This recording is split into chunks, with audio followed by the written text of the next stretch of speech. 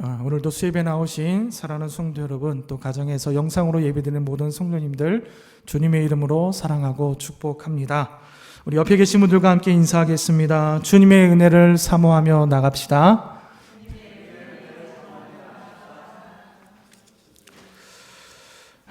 우리 한 주간 고난주간 특별 새벽 기도회를 우리가 지금 드리고 있습니다. 여러분 많이 피곤하시죠?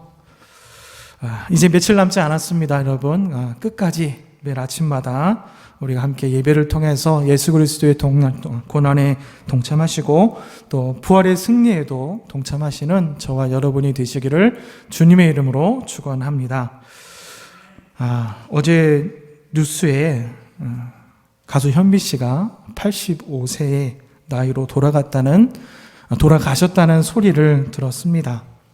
어떻게 요즘으로 보면 이 85세라는 이 나이가 그렇게 적지도 또 많지도 않는 그런 나이인 것 같은데, 그분을 아는 많은 사람들에게는 아주 슬픈 소식이 아닐 수 없습니다. 우리가 말이죠, 짧다면 짧고 또 길게 생각하면 길다면 좀 긴 그런 인생을 살아가면서 우리가 정말 많은 인생의 경험들을 우리가 체험하면서 살아가고 있습니다. 우리가 겪게 되는 모든 일들을 정말 셀 수도 없는 수많은 일들이 우리가 살아가면서 우리가 겪고 체험하면서 살아가고 있는데요. 그런 일들 가운데 두 가지로 한번 구별을 좀 나누어 보았습니다. 무슨 말이냐 하면, 한 가지는 우리가 살아갈 때 내가 원하는 일들이 있을 것이고, 또 하나는 내가 원치 않는 일들이 있을 것입니다. 우리는 이 두 가지를 기준으로 내가 원하는 일은 어떻게 보면 내가 좋아하는 일이 되겠지요. 또 내가 원하지 않는 일은 내가 싫어하는 그런 일이 될 수 있습니다. 그러니까 원하는 일은 좋은 일들로, 또 원하지 않는 일들은 나쁜 일로 우리가 생각을 하면서 살아갑니다. 사람이라면 누구든지 특별히 오랫동안 100세의 인생을 우리가 살아가기를 원합니다. 아니, 그 이상의 과학이 발달하면 발달할수록 그 이상의 수명을 우리가 살아가면 어떨까 하는 그런 생각을 합니다.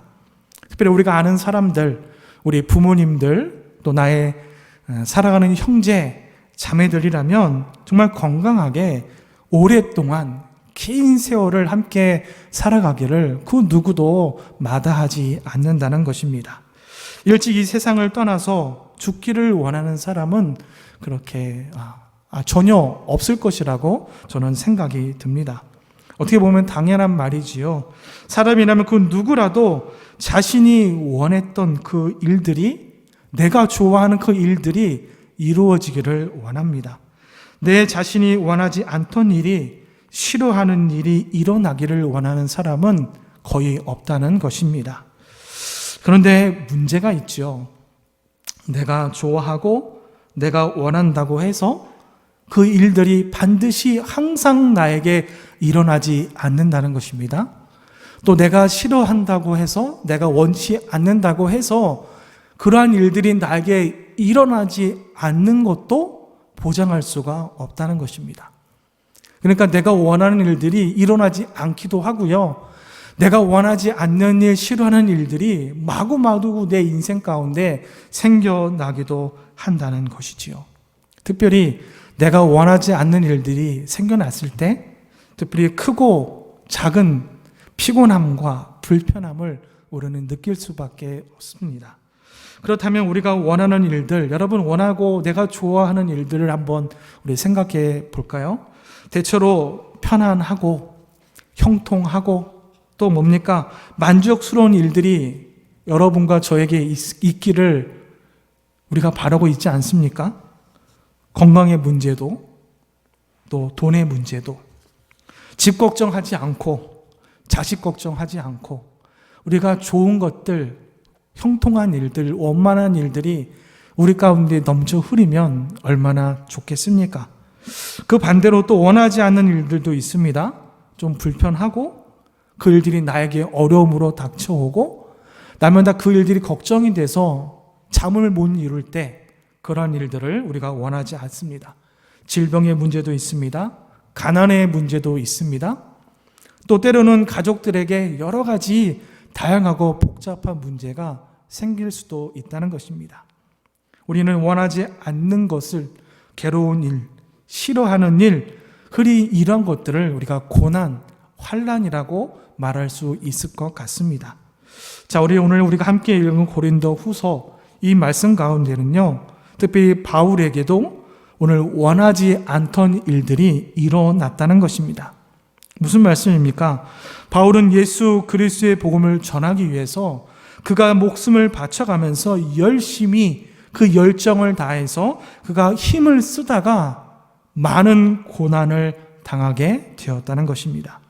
이것은 순전히 바울이 사도로서 그 직무를 정말 충실하게 감당하다가 당하게 되는 고난이었습니다. 하지만 고린도 교회 성도들은요, 도대체 이 사실을 도무지 깨닫지 못했다는 것입니다.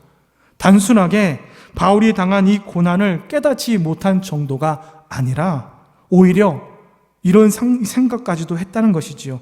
바울이 그토록 많은 고난을 당하는 것을 보니까 하나님께서 세우신 사도가 아닌 것 같다라는 생각을 그들이 했다는 것입니다. 하나님이 세운 사도라면 바울이 이처럼 수고하고 하나님 나라를 위해서 애쓰고 힘쓰고 열정을 다했는데 왜 그에게 이처럼 많은 수많은 고통과 환난이 그에게 따르고 있는가? 오늘 고린도 성도들은 도무지 이 사실을 깨닫지 못했다는 것입니다. 바울이 당한 그 고난을 완전히 잘못되게 그들이 해석을 하고 말았다는 것입니다. 그래서 바울이 오늘 이런 낮은 좀 수준에 머물러 있는 큰 오해에 빠져 있는 성도들을 향해서 오늘 편지를 쓰고 있다는 것입니다. 고린도 교회 성도들이 도대체 그들에게 무엇을 가르쳐야 할까? 그들에게 어떤 것을 가르쳐야 될까?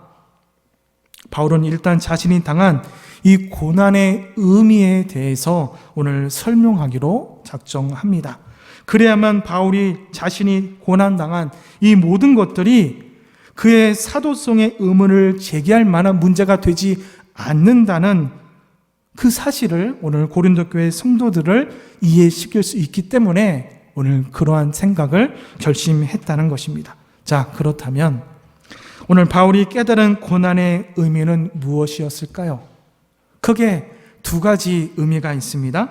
첫 번째는 고난 중에 있는 다른 성도들을 위로하는데 그 고난이 유익하다는 것이고, 또 한 가지는 성도는 고난 속에 더욱 깊어진다는 것입니다.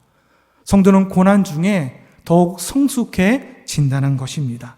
이 두 가지 중에 오늘 특별히 고난의 두 번째 의미에 대해서 오늘 함께 은혜를 나누고자 합니다. 말 그대로 성도는 고난 속에서 더욱 깊어집니다. 고난 속에서 더욱 성장하게 된다는 것입니다. 바꾸어 말하면 고난은 성도의 신앙이 성숙해지는데 아주 귀중한 밑바탕 영양분이 된다는 것입니다. 왜냐하면 고난은 우리를 하여금 하나님께 더 가까이 이끌어가는 그런 역할을 하고 있다는 것이지요.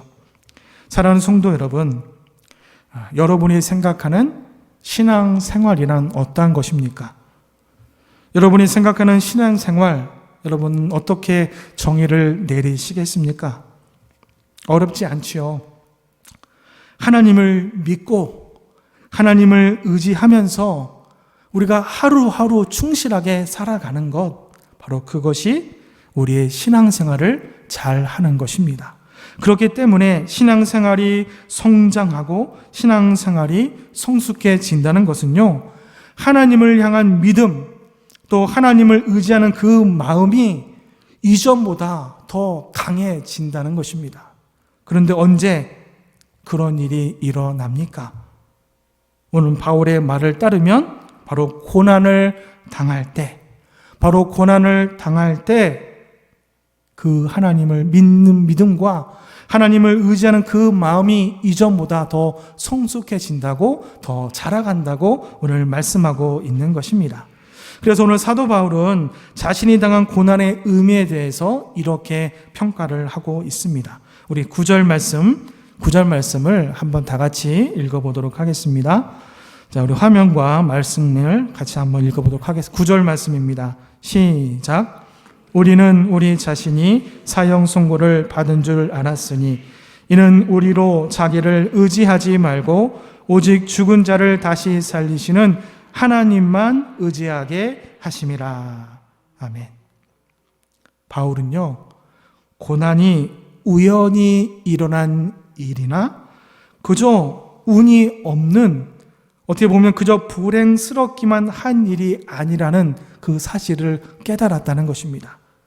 고난은 하나님의 크신 뜻, 하나님의 계획, 하나님의 섭리 안에서 이루어지는 것이라고 오늘 그가 말하고 있는 것입니다. 그렇다면 왜 하나님께서 바울에게 고난을 주셨을까요? 그것은 바울이 자기 자신을 의지하지 않고 하나님을 의지하도록 하기 위해서.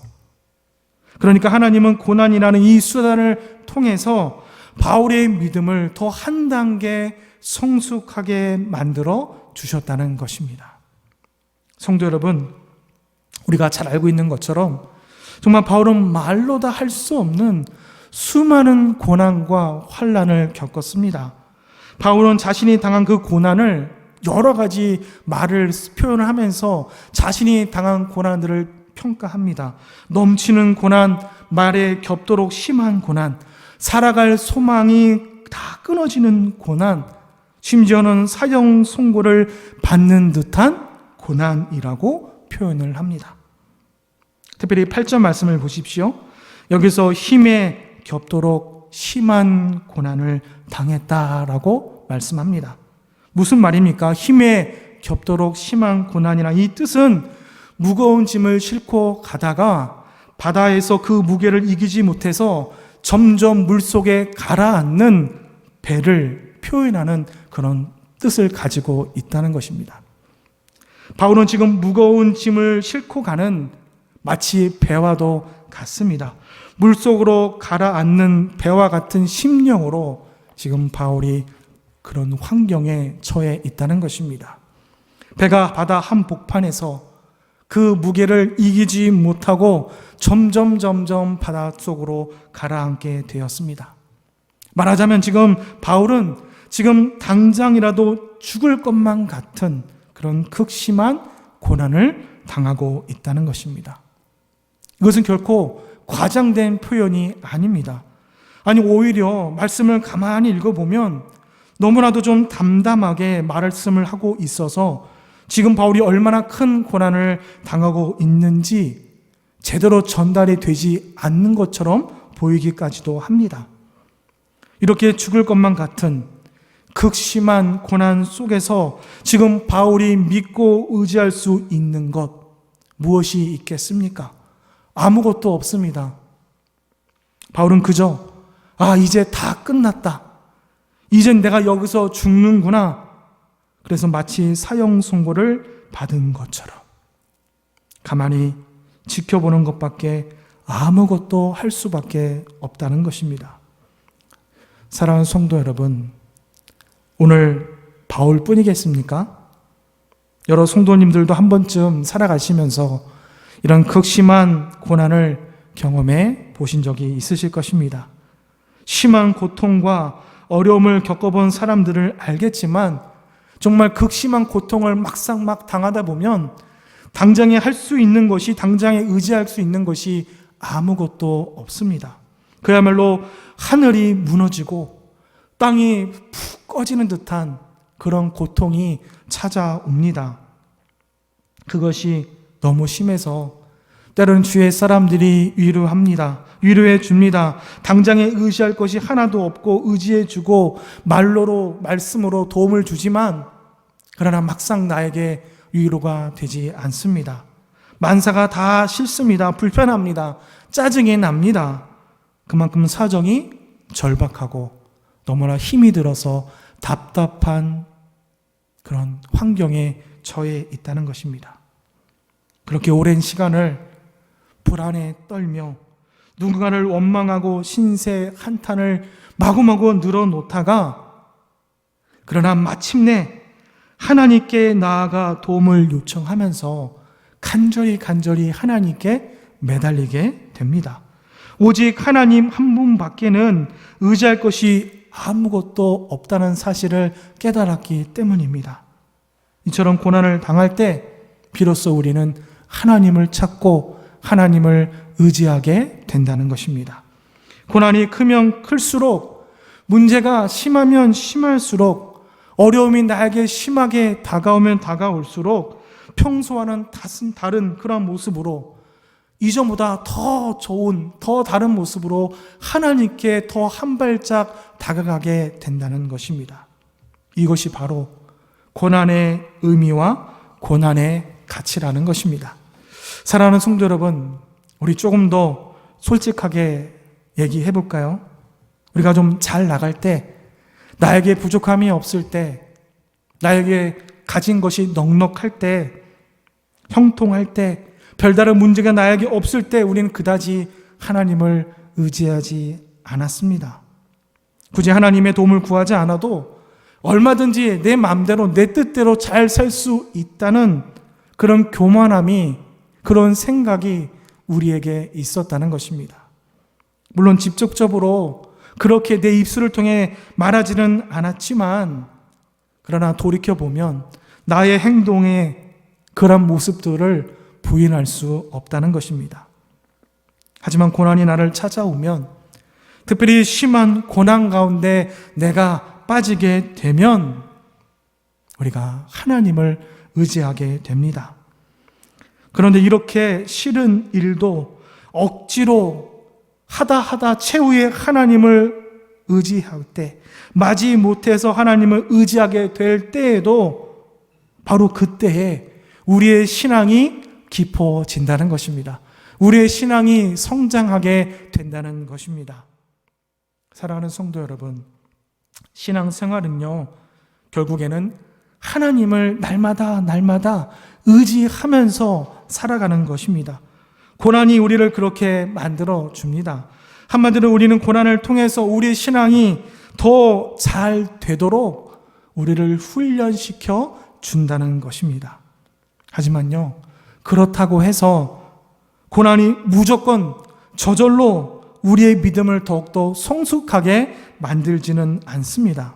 고난 받았다고 해서 저절로 나의 믿음이 자라지는 않는다는 것입니다. 마치 나이가 들면 철이 저절로 들 거라고 착각하는 것과 매 한 가지입니다. 고난은 어디까지나 우리를 훈련시키는 도구일 뿐입니다. 오늘 9절 말씀을 우리 다시 한번 보시기 바랍니다. 9절 하반절 끝 말씀에 보면 무엇을 의지하게 하신다고 말씀하지요? 하나님만. 하나님을 아니고 하나님만이라고 말씀합니다. 하나님만 의지하게 하심이라. 바울은 하나님께서 고난을 허락하신 이유가 바로 하나님만 의지하게 하심이라고 오늘 말씀합니다. 하나님만, 그러니까 오직 한 분 하나님만이라는 것입니다. 하나님을 의지하게 하는 것이 아니라 하나님만 의지하게 한다는 것입니다. 하나님을 의지하고 또 다른 것을 의지하고 그 위에 하나님도 있다는 것이 아니라 하나님만, 오직 하나님 한 분밖에 없다는 것을 분명하게 말씀하고 있습니다. 여러분, 무슨 말씀입니까? 고난의 역할은 우리가 하나님도 찾고 이것도 찾고 저것도 찾고 다른 것도 찾는 것, 의지하는 것이 아니라 오직 하나님만 의지하도록 이끄는 것, 여기까지의 역할을 한다는 것입니다. 고난이 찾아올 때에 우리가 하나님만 의지할 수 있지만, 그러나 그렇지 않을 수도 있다는 것입니다. 무슨 말입니까? 즉, 고난이 찾아왔을 때 절대적으로 하나님만 찾고 하나님만 의지하는 사람이 있습니다. 고난이 찾아왔을 때 하나님을 찾지 않는 사람, 하나님을 의지하지 않는 사람도 있다는 것입니다.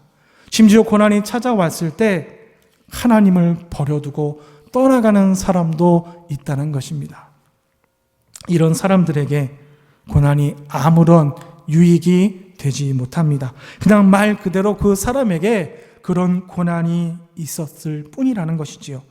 그러므로 고난이 유익이 되고 또 유익이 되지 못하는 것, 고난 그 자체에 달려있는 것이 아니라 우리가 고난에 어떻게 나에게 닥친 이 고난과 환난을 내가 어떻게 반응하느냐에 이것이 달려 있다는 것입니다. 한 가지 확실한 것은 하나님께서는 우리가 감당할 수 있을 만큼의 고난을 나에게 허락하여 주신다는 것입니다. 성도 여러분, 오늘 바울에게 찾아온 이 고난은 그가 감당할 수 있는 만큼의 고난이었습니다. 그러니까 이렇게 고린도 교회 성도들에게 오늘 편지를 쓸 수 있었다는 것입니다. 바울은 죽을 것만 같은 그런 고난을 겪었지만 그러나 그는 죽지 않았습니다. 왜 그렇습니까? 하나님께서 고난 중에 있는 바울을 건져 주셨기 때문입니다. 자, 우리 10절 말씀도 같이 읽어보도록 하겠습니다. 10절입니다. 시작. 그가 이같이 큰 사망에서 우리를 건지셨고 또 건지실 것이며 이후에도 건지시기를 그에게 바라노라. 10절의 말씀에서 우리는 바울이 얼마나 하나님을 의지하고 믿는지를 분명하게 우리가 알 수가 있지요. 고난 중에 하나님을 의지하던 바울이 무엇을 깨닫게 됩니까? 하나님은 과거에도 그리고 지금 현재에도 그래도 미래에도 당장 앞으로 올 그 미래에도 성실하게 우리를 지켜주시고 우리를 보호해 주신다는 것입니다. 10절 말씀을 보십시오. 우리를 건지셨고 과거에도 하나님께서 우리를 건져주셨다는 것입니다. 또 건지실 것이며 과거뿐만이 아니라 현재 일어나고 있는 이 고난에 대해서도 오늘 바울은 하나님을 신뢰하고 있습니다. 지금도 고난 중에 있다는 것입니다. 그리고 이후에도 건지시기를 또 언제 어디서 어떻게 찾아올지 모르는 그런 고난에 대한 소망과 담대함이 바울에게 있었다는 것입니다. 사랑하는 성도 여러분, 우리의 과거와 현재와 미래를 하나님께 내어 맡기시기를 바랍니다. 하나님을 신뢰하는 것, 이것이 바로 우리의 신앙생활, 우리의 믿음 생활이 되는 줄로 믿습니다. 그리고 이 신앙생활의 성장은 더 이상 돌이킬 수 없는 지난 과거의 일들, 또 현재 나에게 주어진 상황과 또 앞으로 어떻게 될지 알 수 없는 미래에 대해서 우리가 하나님만 믿고 의지하고 따라가면 하나님의 인도하심에 대한 믿음과 소망이 점점 더 강하게 성숙하게 된다는 것입니다.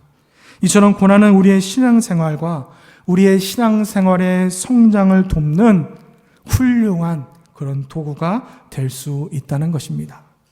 사랑하는 성도 여러분, 우리는 원하는 일이 일어나기를 바랍니다. 원하지 않던 일이 일어나는 것을 원하지 않습니다. 고난은 우리가 바라지 않는 일들이지요. 고난을 원하는 사람은 이 세상에 아무도 없을 것입니다. 하지만 안타깝게도 누구에게나 각자에게 고난이 있습니다. 아무런 고난도 없이 사는 사람 이 세상에 한 명도 없을 것입니다. 그렇다면 우리는 이 고난에 어떻게 우리가 반응하며 살아가야겠습니까? 우리의 신앙생활에 좋은 성장의 도구로 이 고난을 우리가 잘 활용해야 한다는 것입니다. 이 고난을 나에게 좋은 약으로 잘 써야 한다는 것입니다. 몸에 좋은 약, 입에 쓰다는 그런 표현이 있지요.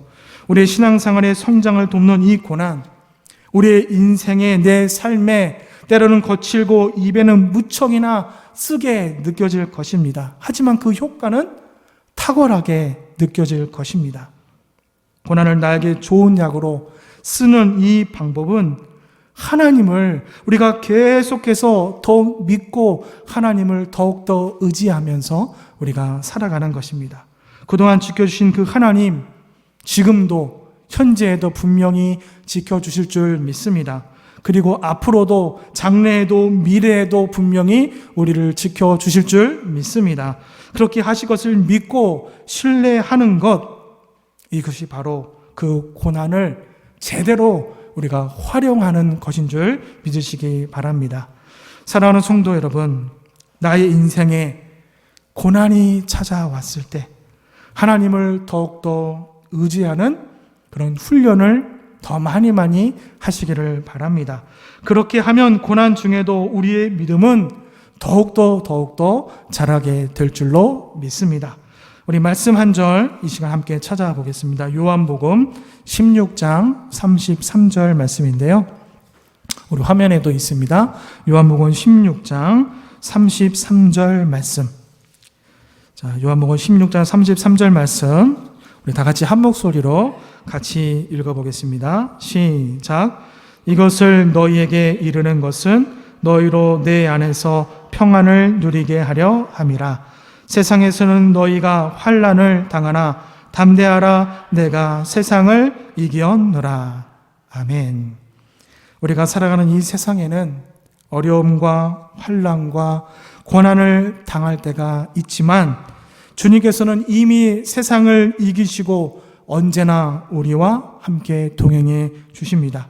이미 승리하신 주님과 함께 동행하면 능치 못할 일이 없는 줄로 믿으시기 바랍니다. 사랑하는 성도 여러분, 혹시 지금 나에게 고난이 찾아왔습니까? 고통과 슬픔과 환난이 여러분에게 있으십니까? 고난의 때에 여러분 주저앉지 마시고 낙심하는 것이 아니라 우리가 하나님을 더욱더 의지하시기를 바랍니다. 더욱 성숙한 믿음 생활로 굳건하게 하나님만 붙드시기를 바랍니다. 매일매일 날마다 때로 만나게 되는 그 슬픔을 견뎌나가고 또 두려운 발걸음을 우리가 주님과 함께 동행하면서 특별히 고난중간을 보내면서 더욱더 성숙해지고 또 깊어진 삶을 주님께 드리시는 저와 여러분의 삶이 되시기를 주님의 이름으로 축원합니다.